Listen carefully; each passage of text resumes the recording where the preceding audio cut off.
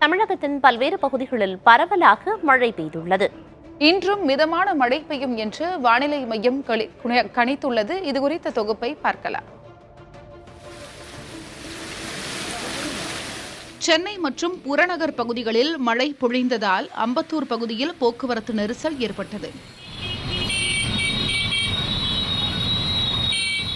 அதேபோல் சென்னை வேளச்சேரி, தரமணி, தாம்பரம், பல்லாவரம், அனகாபுத்தூர், குரோம்பேட்டை, சேலையூர் உள்ளிட்ட இடங்களில் மழை பெய்தது.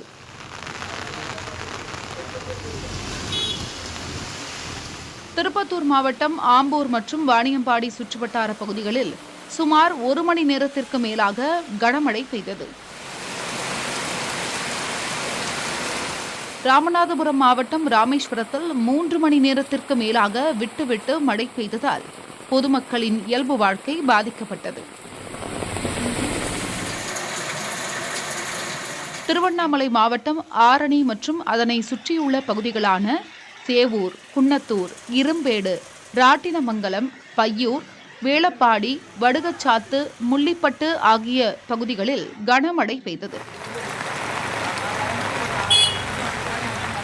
தென்காசி மாவட்டம் சிவகிரி பகுதியில் 4 மணி நேரத்திற்கும் மேலாக மழை பெய்தது. தொடர் மழை காரணமாக முன்னெச்சரிக்கை நடவடிக்கை காரணமாக அந்த பகுதியில் மின் விநியோகம் நிறுத்தப்பட்டது. திருவண்ணாமலை, தஞ்சாவூர் உள்ளிட்ட பகுதிகளிலும் பரவலாக மழை பெய்தது.